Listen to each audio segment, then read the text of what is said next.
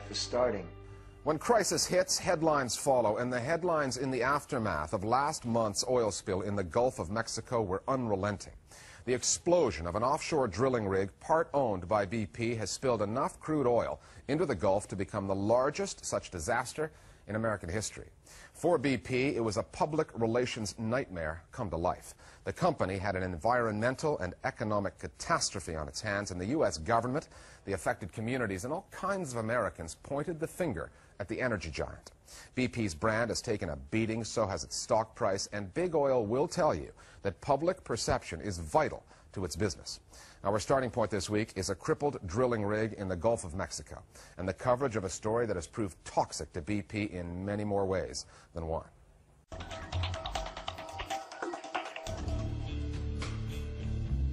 Massive oil spill in the Gulf, which is now 130 miles long, 70 miles wide.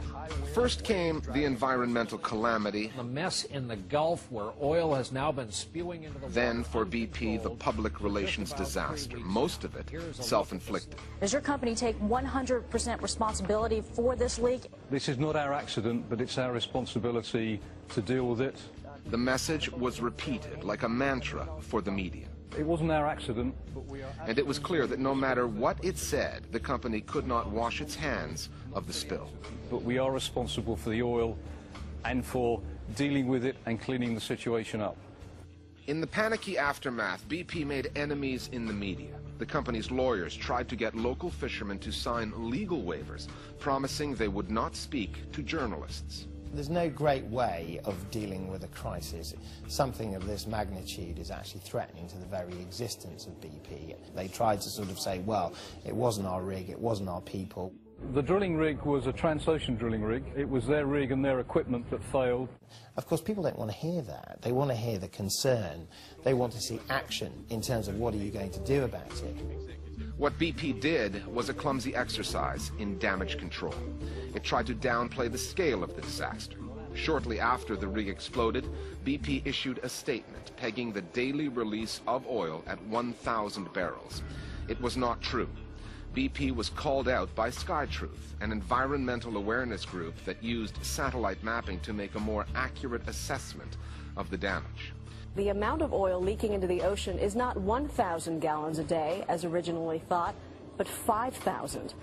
The estimates grew larger and larger when, under pressure from the U.S. government and the media, BP finally released underwater footage of oil gushing out of the seabed. It's certainly going to be more than 5,000 now that we've had the video of the gusher. It's not a spill, it's gushing. Today, 3 separate research scientists estimate that the rate is 10 times faster, at least 56,000 barrels a day, possibly as many as 84,000.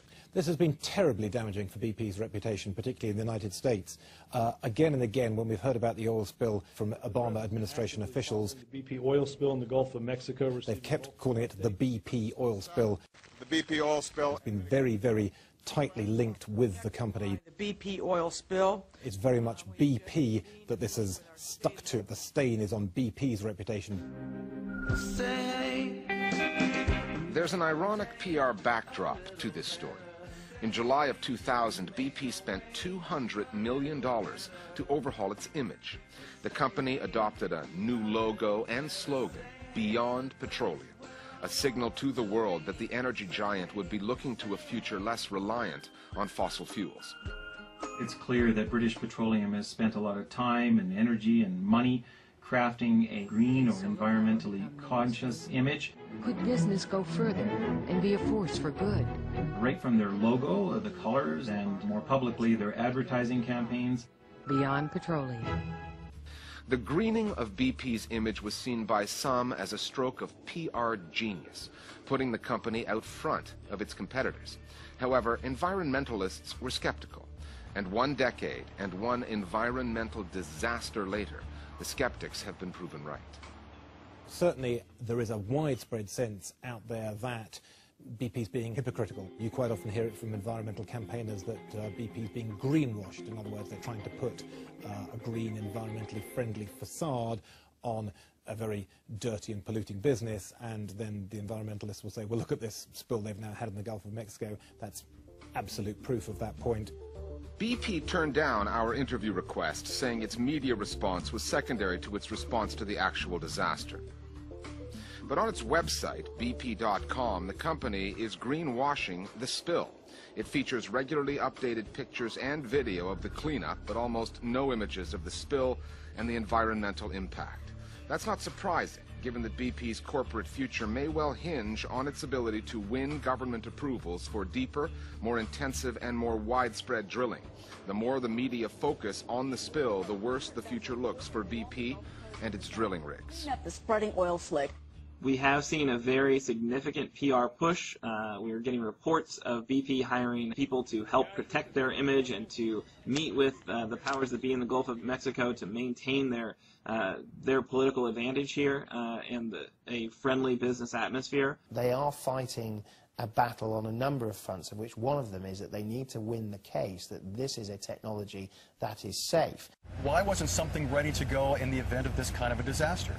Well, this has never happened in 25 years in the industry. That's why so much is being made of the technology that's being used to try and win the battle at sea. It's not just about getting the job done, but it's about being seen to get the job done, which could secure vital oil contracts in the future. But as BP knows, future drilling contracts will be tougher to get after the disaster in the Gulf. And the media scrutiny goes well beyond the company, focusing on President Obama. Today we're announcing the expansion. Who just 3 weeks before the accident announced the lifting of restrictions on drilling in previously protected U.S. coastal waters. His timing proved unfortunate, and now every ounce of oil that gushes into the Gulf, every media misstep that BP makes, amounts to a bigger and bigger PR challenge, not just in the boardroom, but also in the Oval Office.